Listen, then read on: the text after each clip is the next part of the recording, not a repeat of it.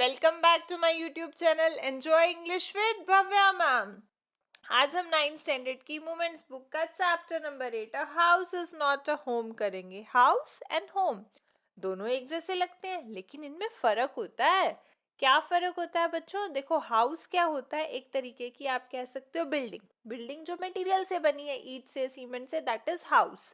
लेकिन होम क्या होता है? होम एक ऐसी जगह होती है जहां पर प्यार होता है, एक दूसरे के लिए कंसर्न होता है, अफेक्शन होती है, जिससे लोग घर के आपस में जुड़े रहते हैं। That is home. तो हमारा ये जो टाइटल है, a house is not a home, बिल्कुल अप्रोप्रिएट है। कैसे? बिकॉज इसमें जो बॉय है जैन, जैन जो है क्या होता है, उसका घर तो जल जाता है, यानी हाउस जल जाता है, लेकिन उसका होम जो है, जो रिश्ते हैं, जो प्यार है, वो सब चीजें वो लूज नहीं करता है। जब उसका घर जलता है तो सब कुछ जल जाता है, उसके शूज, उसके बैग, उसकी जितनी भी बिलोंगिंग्स है, सब कुछ।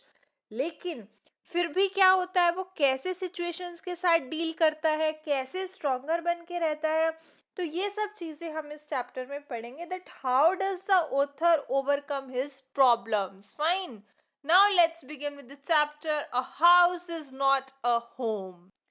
My first year of high school felt awkward. मेरा जो हाई स्कूल का पहला साल था वो क्या था? बहुत ही ज्यादा ऑकवर्ड था, स्ट्रेंज था, अजीब था। क्यों था? क्योंकि after living junior high at the head of my class with all this seniority, वो कहता है कि जब मैंने क्या किया, अपना जूनियर हाई स्कूल को छोड़ा, ठीक है, वहां पर मैं क्या था? हेड था क्लास का, मेरे पास सारी सीनियोरिटी थी, एक एक तरीके से आप कह सकते हो कि वो मॉनिटर था। The upper grade levels could afford me, और वहां पर क्या था कि उसने बहुत कुछ अचीव किया था, अपर लेवल के, हाई लेवल की चीजें उसने अचीव कर रखी थी। तो it felt strange starting over as a freshman, तो उसे बहुत ही ज्यादा अजीब लग रहा था यहाँ पर कैसे शुरू करना, एक फ्रेशमैन की तरह शुरू करना। जैसे फर्स्ट ईयर होता है स्कूल का, कॉलेज का, तो जब हम फ्रेशर होते हैं तो बहुत अजीब लग रहा है, एक बंदा सीनियर रह के आया हो तो नेचुरल है उसके लिए।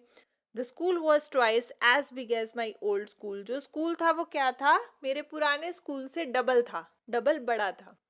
And to make matters worse, और वो कहता है कि जो सबसे ज्यादा मैटर को वर्स कर रहा था, मतलब मेरी सिचुएशन एक तो पहले इतनी अजीब थी, और ज्यादा अजीब बुरी क्या कर रहा था कि मेरे जो क्लोजेस्ट फ्रेंड थे were sent to different high school. वो भी सारे कहाँ चले गए थे? अलग अलग डिफरेंट हाई स्कूल्स में चले गए थे। तो मुझे कैसा फील होता था? आई फेल्ट वेरी आइसोलेटेड, मुझे बहुत ही ज्यादा अकेलापन महसूस होता था।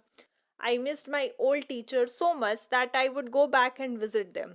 वो कहता है कि मैं अपनी पुरानी टीचर्स को इतना ज्यादा मिस करता था कि मैं क्या करता था, उन्हें मिलने के लिए जाता था वहां पर। ठीक है, they would encourage me to get involve in school activities, और वो जब वो टीचर से मिलने जाता था तो वो सारी टीचर्स उसको एनकरेज करती थी कि बेटा कोई बात नहीं, अब जो भी आपकी स्कूल की एक्टिविटीज है, न्यू स्कूल की एक्टिविटीज है, उसमें इन्वॉल्व हो, so that I could meet new people. वो मुझे एनकरेज क्यों करती थी? ताकि मैं नए लोगों से मिलूं, उनमें इन्वॉल्व हूँ। They told me that in time I would adjust. वो टीचर्स मुझे ये बताती थी कि टाइम के साथ साथ मैं एडजस्ट हो जाऊंगा, and probably end up loving my new school more than I had my old one. और वो कहती थी कि प्रोबेबली, शायद, ऐसी भी पॉसिबिलिटीज हैं कि आखिर में क्या होगा कि तुम्हें तुम्हारा नया स्कूल बहुत ही ज्यादा अच्छा लगने लगेगा पुराने वाले से भी। They made me promise that when that happened I would still come by. और टीचर्स ने मुझसे प्रॉमिस लिया कि जब ये होगा, जब ये दिन आ जाएगा कि तुम न्यू स्कूल से बहुत ज्यादा प्यार करने लगोगे, तब भी I would still come by, तब भी मैं क्या करूं, वहां पर आता रहूं, उन्हें विजिट करता रहूं, टाइम टू टाइम उनसे मिलता रहूं। I understood the psychology in what they were saying. मैं समझ रहा था कि इनकी टीचर्स की साइकोलॉजी क्या है, ये मुझे मोटिवेट करना चाहती हैं। But I took some comfort in नंदीनेस। नंदीनेस का मतलब क्या होता है? फिर भी। ठीक है, वो कहता है फिर भी मुझे उसकी टीचर्स की ये सब बातों में कुछ कंफर्ट मिला, कुछ अच्छा महसूस हुआ।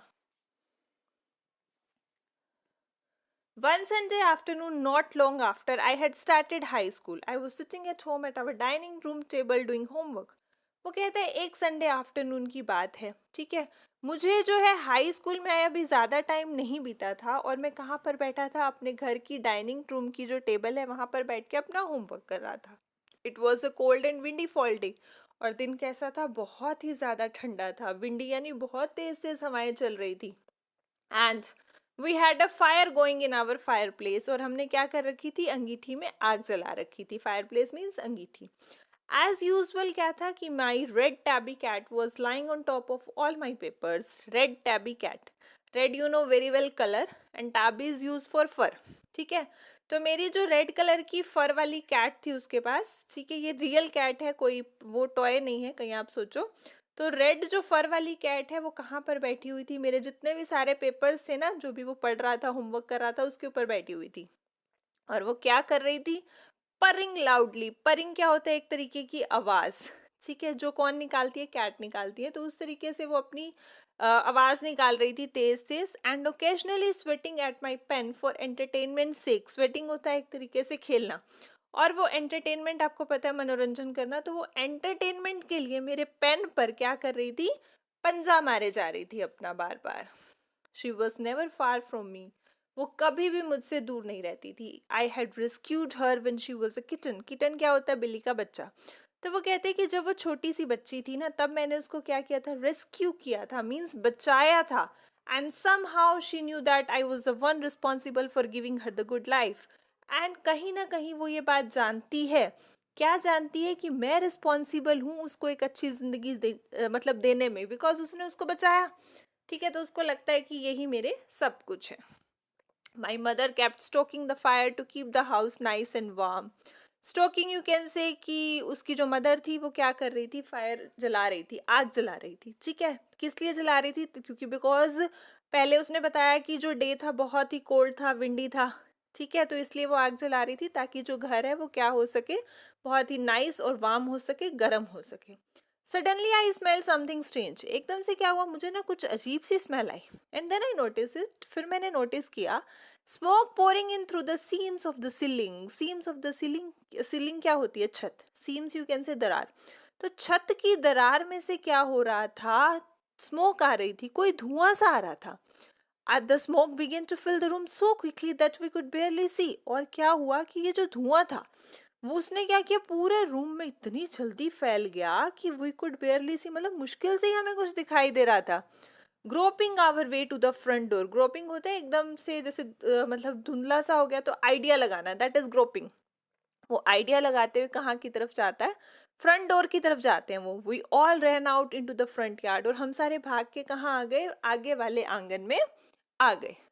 Bye the time we made our way outside. वो कहते हैं जिस समय पर हम बाहर पहुंचे, उस टाइम पर क्या देखा हमने कि the whole roof was engulfed in flames. Engulfed होता है निकलना, निगलना एक तरीके से. यहाँ पर क्या है कि जो पूरी छत है वो किससे घिर गई थी, फ्लेम से, आग की लपटों से. ऐसे लग रहा था जैसे आग ने पूरे सब घर को, छत को, सबको निगल लिया हो. And it was spreading quickly. और वो तेजी से आग फैल रही थी.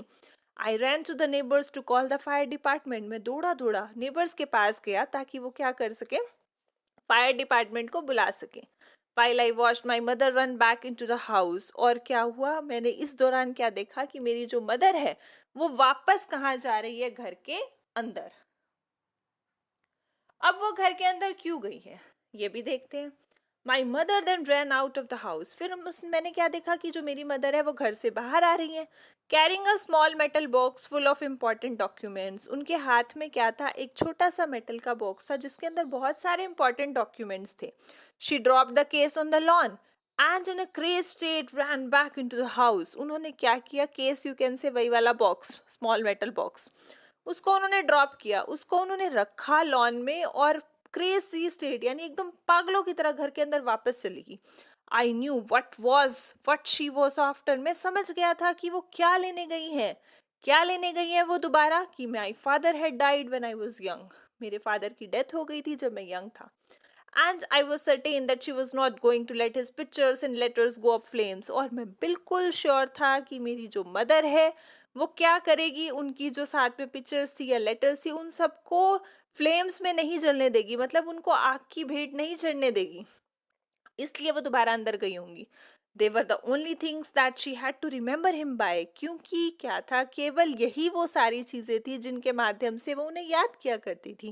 That's why still I screamed at her. फिर भी मैं चिल्लाया, मॉम नो, नहीं मम्मी अंदर मत जाओ.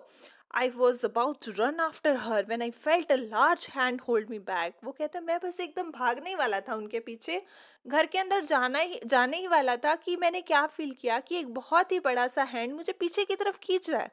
वो हाथ किसका था? इट वॉज अ फायरमैन, वो फायरमैन का हाथ था।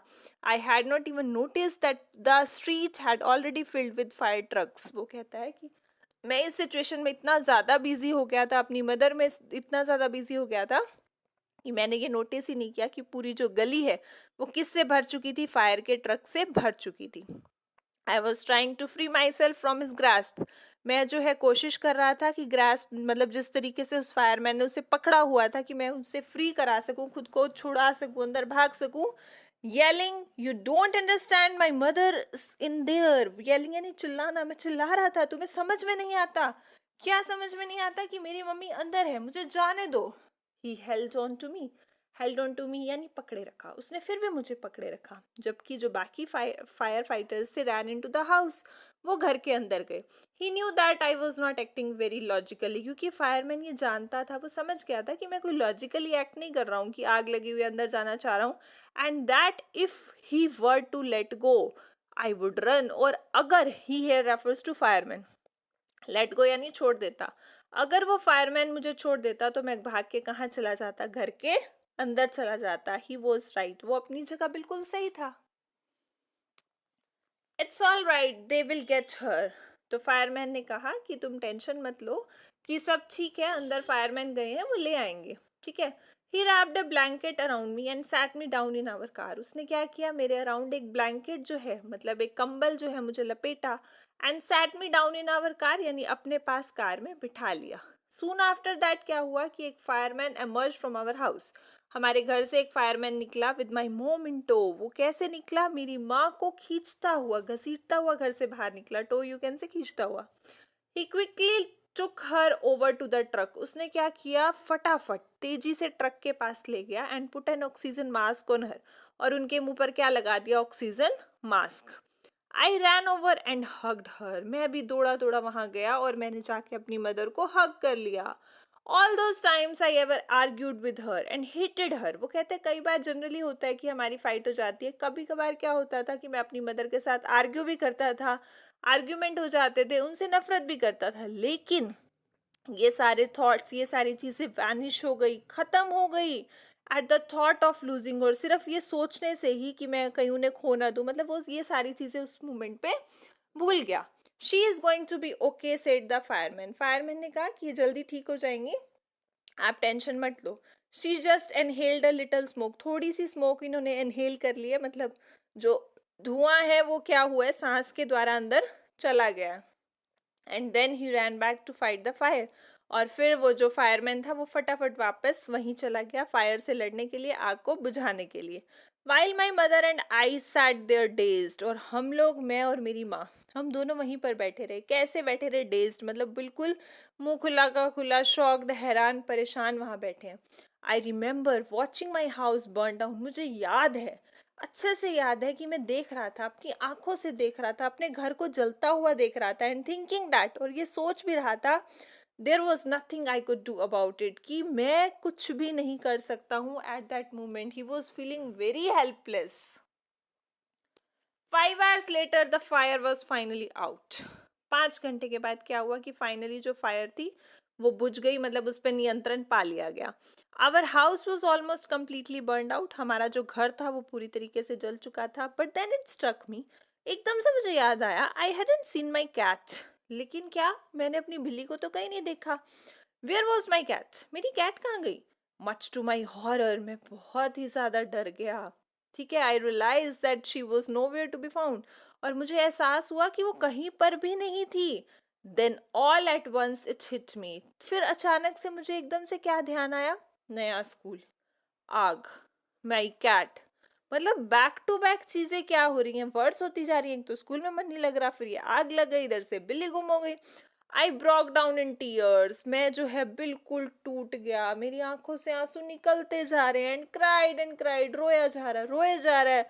I was suffering loss big time. वो कहता है ऐसे लग रहा है बिग टाइम, बहुत लंबे टाइम से क्या चल रहा है, कोई ना कोई लॉस चले जा रहा है। The fireman would not let us go back into the house that night, और जो फायरमैन था वो हमें वापस उस घर में उस रात को नहीं जाने दे रहा था. It was still too dangerous. क्यों? क्योंकि बहुत ही ज्यादा अभी भी वहां पर खतरा था. डेंजरस क्यों था? माना कि आग बुझ गई थी, लेकिन फिर भी अभी भी वहां पर जाना खतरे से खाली नहीं था. डेड और alive I could not imagine living without knowing about my cat. वो कहता है कि मैं इमेजिन भी नहीं कर सकता था वहां से जाना अपनी कैट के बारे में बिना जाने कि उसकी डेथ हो गई है या वो अलाइव है. मीन्स वो जानना चाहता था, देखना चाहता था कि वो कहाँ है, किस हालत में है. Regardless I had to go. लेकिन फिर भी मुझे जाना तो था ही. We piled into the car with just the clothes on our back. हमें जो है कार के अंदर एक तरीके से ढकेल दिया गया और उन्हीं कपड़ों के साथ जो हमारी बैग्स पे थे यानी जो हमने पहने हुए थे. And a few of the fireman's blanket. इसके अलावा थोड़े बहुत क्या थे, फायरमैन ने जो ब्लैंकेट डाला था हमारे ऊपर, कंबल डाला था, वो था हमारे पास. And made our way to my grandparents house to spend the night. और हम लोग कहाँ पर चल दिए? अपने दादा दादी के यहाँ चले गए. किस लिए? रात गुजारने के लिए. The next day, Monday, I went to school. अगले दिन मंडे को मैं स्कूल गया. When the fire broke out, I was still wearing the dress I had worn to church that morning, but I had no shoes. वो कहता है कि जब आग लगी थी तो उस समय मैंने वही वाली ड्रेस पहनी हुई थी जो उस दिन मैं सुबह चर्च डाल के गया था, लेकिन मेरे पास शूज नहीं थे. क्यों नहीं थे? Because I had kick them of when I was doing my homework. क्योंकि जब मैं घर गया अपना होमवर्क करने लगा तो मैंने क्या किया, मेरे शूज किक ऑफ कर दिए. जनरली बच्चे ऐसे ही करते हैं ना, घर जाते ही अपने शूज उठा के फेंक देते हैं.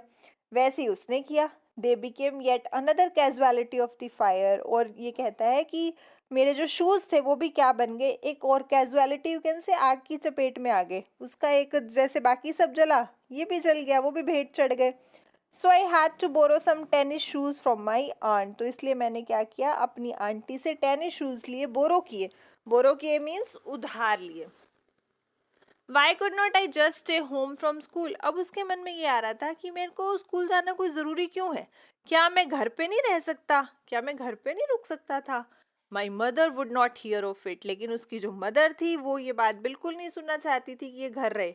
लेकिन वो भी अपनी जगह ठीक था. वो कैसे ठीक था? But I was totally embarrassed by everything. वो अगर स्कूल जाता तो उसे बहुत ही ज़्यादा एम्बेरसमेंट फील होती. क्यों फील होती? क्योंकि जो कपड़े उसने पहने हुए थे वो क्या थे, वियर्ड लग रहे थे, बहुत ही अजीब लग रहे थे. ऊपर से मेरे पास बुक्स नहीं थी, मेरे पास होमवर्क नहीं था, मेरा जो बैग पैक था यानी जो भी उसका स्कूल बैग होगा, पिट्ठू बैग होगा, वो भी आग में जल चुका था. आई had my life in that bag pack. वो कहता है कि मेरी तो जिंदगी थी उस बैग पैक में, सब कुछ उसी में ही था. The more I try to fit in the worse it गोट.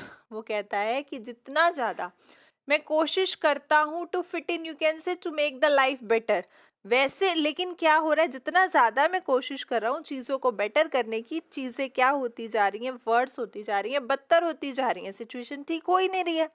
और उसके मन में थोड़ी नेगेटिव फीलिंग्स आने लगती है. वो कहते हैं was I destined to be an outcast and a gleek all my life. वो कहते हैं क्या मेरी डेस्टिनी में, मेरी किस्मत में क्या ये सब चीजें लिखी हुई हैं? आउटकास्ट मतलब होता है कि एक तरीके से जो ऐसा पर्सन जिसको सोसाइटी रिजेक्ट कर दे, ठीक है. और डेस्टिनी यानी कि जो प्लान फ्यूचर हो. वो कहते हैं क्या मेरी किस्मत में पहले से ही लिखा जा चुका है कि मुझे सोसाइटी रिजेक्ट कर देगी. एंड ग्लीक ऑल माई लाइफ. और मैं पूरी लाइफ एक अजीब सी फीलिंग के साथ रहूंगा, हमेशा ऐसे ही होगा क्या मेरे साथ? That's what it felt like. और वो कहता है इस टाइम पर उसे ऐसी सब चीज़ें फील हो रही थी. I didn't want to grow up, to change और have to handle life if it was going to be this way. वो कहता है कि मैं ना, अगर मेरी जिंदगी ऐसे ही चलने वाली है ना, तो I didn't want to grow up. मैं बड़ा होना ही नहीं चाहता, मैं ग्रो अप होना ही नहीं चाहता, चेंज चाहता ही नहीं हूँ. और हैव टू हैंडल लाइफ. और अगर मुझे मेरी जिंदगी को इस तरीके से हैंडल करना पड़े जिस तरीके से ये चल रही है, it was going to be this way, then it is not possible for me. मतलब मुझे ऐसा लगा कि मैं बड़ा नहीं होना चाहता था, ना ही बदलना चाहता था, ना ही वो जीवन में संघर्ष करना चाहता था. और उसकी लाइफ अगर इतनी टिपिकल होने वाली है, देन इट्स मतलब उसके बस का नहीं है. I just wanted to curl up and die. Curl up you can say कि मतलब मैं तो केवल सिकुड़ कर, यानी एक कर्ल होता है एकदम से सिकुड़ जाना, एक समेटना, ठीक है. मेरा मन कर रहा था कि मैं एकदम से कर्ल अप हो जाऊं और मैं क्या हो जाऊं, डाई हो जाऊं. मैं मर जाना चाहता था. वो इतना ज्यादा फ्रस्ट्रेटेड हो चुका था situation. I walked around school like a zombie. मैं स्कूल में कैसे घूमता रहा, एक ज़ॉम्बी की तरह, एक चलती फिरती लाश की तरह। एवरीथिंग फेल्ट सरल, यानी क्या था, सब चीजें क्या लग रही थी मुझे, बहुत ही ज्यादा अजीब लग रही थी। ऐसे लग रहा था कोई सपना सा हो गया, क्या हो गया ये। And I was not sure what was going to happen, और मैं बिल्कुल भी श्योर नहीं था, मुझे कुछ नहीं पता था कि अब क्या होने वाला है फ्यूचर में। All the security I had known from my, जो भी वो कहते हैं कि जो भी सिक्योरिटी थी मेरे पास, यानी जिस चीज से मुझे संतुष्टि मिलती थी, सुरक्षा मिलती थी, जैसे कि मेरा स्कूल था पुराना, मुझे उससे सेटिस्फेक्शन मिलती थी, मेरे फ्रेंड से, मेरे घर से, मेरी कैट से, अब वो सारी चीजें क्या हो चुकी थी, राइप्ड अवे हो चुकी थी, मुझसे छीन ली गई थी। When I walked through what used to be my house after school that day, उस दिन जब मैं स्कूल के बाद जब उस जगह से गुजरा जो मेरा घर हुआ करता था, I was shock to see, मैं हैरान हो गया देख के, how much damage was there, कितना ज्यादा डैमेज हुआ था। Whatever had not burnt was destroyed by the fire and the chemicals they had used to put out the fire. वो कहते हैं कि आग से तो नुकसान हुआ ही हुआ था, लेकिन थोड़ी बहुत सामान जो आग से बच गया था वो भी जल गया। किससे, जब फायरमैन लोगों ने आग बुझाने के लिए पानी डाला, केमिकल्स डाले, तो बाकी सारा सामान भी खत्म हो गया। The only material things not destroyed with the photo albums, वो कहते हैं कि सिर्फ क्या चीज जो डिस्ट्रॉय नहीं हुई, वो फोटो एल्बम जो उसकी मदर लेके आई थी, डॉक्यूमेंट्स थे, या फिर कुछ other personal items that my mother had managed to heroically rescue. मतलब वो सारी आइटम्स जो मेरी मदर ने बहुत ही बहादुरी से बचाकर बाहर लाई थी, सिर्फ वो बचा था, उसके अलावा कुछ नहीं। But my cat was gone, लेकिन मेरी जो कैट थी वो जा चुकी थी। And my heart ached for her, और मेरा जो दिल था वो उसके लिए बहुत ही ज्यादा दुख में था। There was no time to grieve, लेकिन दुख करने का भी टाइम नहीं था। My mother rushed me out of the house, मेरी माँ जो है वो क्या कह रही थी, मेरी माँ जो है वो मुझे जल्दी से ही घर से बाहर लेकर गई। We would have to find a place to live, क्यों, क्योंकि हमें जो है एक जगह ढूंढनी थी रहने के लिए। And I would have to go buy some clothes for school, और मुझे जाना था ताकि मैं कुछ कपड़े ला सकूं स्कूल जाने के लिए। We had to borrow money from my grandparents, अब पैसे नहीं थे तो हमें क्या करने पड़े, बोरो करने पड़े, उधार लेने पड़े। किससे, ग्रैंड पेरेंट्स से, because there were no credit cards, क्योंकि उस टाइम पर क्या होता था, क्रेडिट कार्ड्स तो होते नहीं थे, कैश और even any identification to be able to withdraw money from the bank. और बैंक से पैसे निकालने के लिए आपको कोई ना कोई आइडेंटिफिकेशन चाहिए होती है, प्रूफ चाहिए होता है। कैश है नहीं, कैश निकालना है उसके लिए भी चाहिए, सब कुछ जल गया। Everything had gone up in smoke, सब चीजें कहाँ चली गई, स्मोक के साथ। That week the rubble that used to be our house was being cleared off the lot, वो कहता है उस हफ्ते, रबल, रबल यानी जो उसका मलबा होता है घर का, ठीक है, घर का सारा मलबा उठाया जा रहा था, सब कुछ क्लियर ऑफ किया जा रहा था, साफ किया जा रहा था। Even though we had rented an apartment nearby, वो कहता है हालांकि हम लोगों ने क्या किया था, पास में एक मकान किराए पर ले लिया था। I would go over to watch them, मैं क्या करता था, मैं हमारे उस मकान को, जो मलबे को साफ करते हुए देखता था ना, तो मतलब मैं वहां पर जाता था। क्लियर अवे डेब्रीज, डेब्रीज होती है कि छोटे मोटे जो कंकर वगैरह होते हैं, ठीक है, उसमें छाटता था, उनको हटा के देखता था। किस उम्मीद के साथ, किसको देखता था, कैट को, that my cat was somewhere to be found, कि क्या पता मेरी कैट मुझे वहां पर मिल जाए। शी वॉज गॉन, लेकिन वो जा चुकी थी। I kept thinking about her, मैं उसके बारे में सोचता रहता था। As that vulnerable little kitten, vulnerable you can say weak, उस वीक लिटल किटन के बारे में। In the early morning when I would disturb her and get out of bed, वो याद कर रहा है वो सारी चीजें, क्या क्या होती थी कि सुबह सुबह जब मैं उसे डिस्टर्ब करता था, यानी तंग करता था, और and get out of bed, और क्या करता था, बिस्तर से बाहर निकलता था, तो वो क्या करती थी, शी वुड टैग अलोंग मी, मतलब वो मुझे एकदम से आके चिपट जाती थी। क्लाइंब अप माई रोब, रोब होता है ब्लैंकेट, और वो क्या करती थी, मेरे ब्लैंकेट के ऊपर चढ़ जाती थी। And crawl into my pocket, और क्या करती थी, रेंग कर, रेंग कर सोने के लिए जेब में घुस जाती थी। Fall into my pocket to fall asleep, I was missing her terribly, मुझे उसकी बहुत बुरी तरीके से याद आ रही थी। It always seem that bad news spread quickly, वो कहते हैं आप सब जानते तो हो ही, हमेशा ऐसे ही होता है कि जो बैड न्यूज होती है ना वो बहुत ज्यादा फटाफट स्प्रेड हो जाती है। And in my case it was no different, और मेरे केस में भी कोई अलग बात नहीं थी। Everyone in high school including the teacher was aware of my plight, हर कोई हाई स्कूल में, मेरे टीचर्स को इंक्लूड करते हुए सभी के सभी अवेयर थे, सब जानते थे मेरी plight के बारे में, मेरे दुर्भाग्य के बारे में. I was embarrassed as if somehow I were responsible. और मैं क्या था, मैं बहुत ज़्यादा embarrassed होता था, मैं बहुत ज़्यादा दुखी होता था. मुझे कहीं ना कहीं ये महसूस होने लगा कि इन सब चीज़ों के पीछे मैं ही जिम्मेवार हूँ. But a way to start off at a new school. वो कहता है कि ये क्या तरीका था एक नए स्कूल में नए तरीके से स्टार्ट ऑफ होने का. मतलब उसकी जो नए स्कूल में जो स्टार्टिंग हुई, बिगनिंग हुई, वो बहुत ही अजीब वे में हुई. And this was not the kind of attention I was looking for. और इस प्रकार की, मतलब इस तरीके की अटेंशन मैं नहीं चाहता था कि लोग मुझे, वो चाहता था कि ठीक है जैसे वो पुराने स्कूल में था उस लेवल पे रहे, लेकिन इस तरीके की अटेंशन, एक सिंपैथी गेन करने वाली, उसे कभी नहीं चाहिए थी. The next day at school people were acting even more strange than usual. अगले दिन क्या हुआ कि जब वो स्कूल गया तो लोग जो है कैसे एक्ट कर रहे थे, और ज्यादा अजीब, पहले से भी ज्यादा. I was getting ready for gym class at my locker. अब क्या था कि आपने देखा होगा कि लॉकर्स होते हैं तो वहाँ कपड़े वगैरह पड़े होते हैं, तो मैं रेडी हो रहा था अपने जिम क्लास के लिए. People were milling around me, asking me to hurry up. लोग क्या कर रहे थे, मेरे आसपास घूमे जा रहे थे, माइलिंग यानी विदाउट एनी रीजन, और मुझे कह रहे जल्दी कर जल्दी कर. आई थॉट इट स्ट्रेंज, मुझे बड़ा अजीब लगा. But in the light of the past few weeks nothing would surprise me. लेकिन क्या था, अगर मैं पिछले कुछ हफ्तों की रोशनी में जाऊं, मतलब पिछले कुछ हफ्तों को देखूं, तो मुझे कुछ सरप्राइजिंग नहीं लग रहा था कि हाँ कुछ ना कुछ तो मेरे साथ चल ही रहा है, ये भी कोई स्यापा होगा अलग. It almost seem that they were trying to shove me in to the gym. Shove me यानी धक्का देना एक तरीके से. ऐसे लग रहा था कि जैसे वो सारे के सारे फ्रेंड्स क्या कोशिश कर रहे थे, मुझे धक्के से जिम ले जाने की कोशिश कर रहे थे. Then I saw why. फिर मैंने देखा क्यों, क्यों ये मुझे यहाँ पर ला रहे थे. There was a big table setup. वहाँ पर क्या था, जिम में एक बहुत ही बड़ी टेबल सेटअप की गई थी जिसमें हर काइंड ऑफ स्टफ, स्टफ यानी सामान, काफी तरीके का सामान था, जस्ट फॉर मी, सिर्फ मेरे लिए. They had taken up a collection. उन्होंने आपस में कलेक्शन की होगी एंड बोट मी. और मेरे लिए क्या लेके आए थे, स्कूल सप्लाईज यानी स्कूल का जो सामान होता है वो, नोटबुक्स, डिफरेंट क्लोथ्स, जैसे जीन्स हो गया, टॉप हो गई, स्वेट सूट्स हो गए, काफी कुछ लेके आए. It was like Christmas. मुझे तो ऐसे लग रहा था जैसे कोई क्रिसमस गिफ्ट मिल रहे हो मुझे. I was overcome by emotion. Overcome means filled. मैं इमोशन से भर गया, मैं भावुक हो गया. People who had never spoken to me before were coming up to introduce themselves.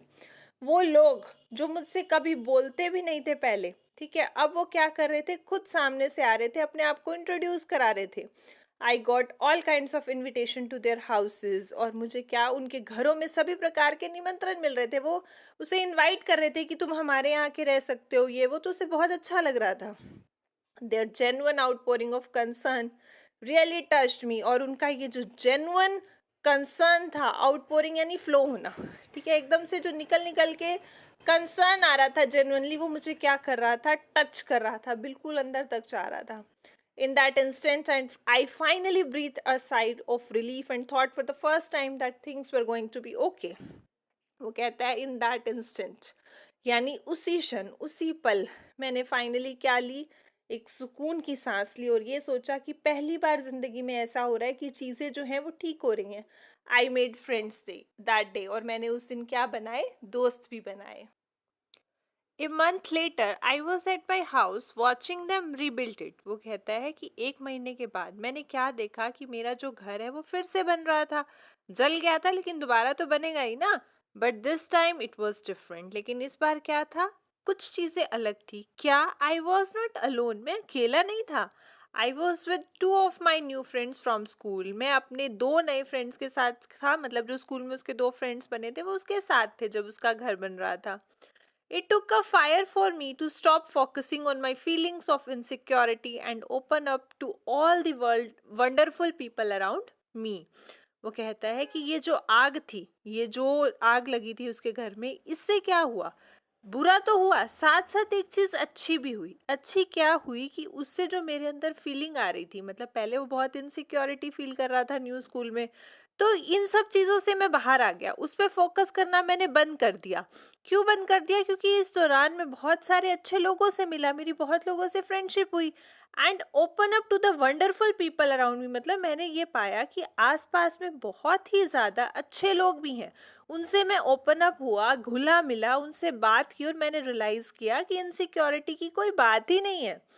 Now I was sitting there watching my house being rebuild. अब मैं वहां पर बैठा अपने घर को देख रहा था दोबारा बनते हुए।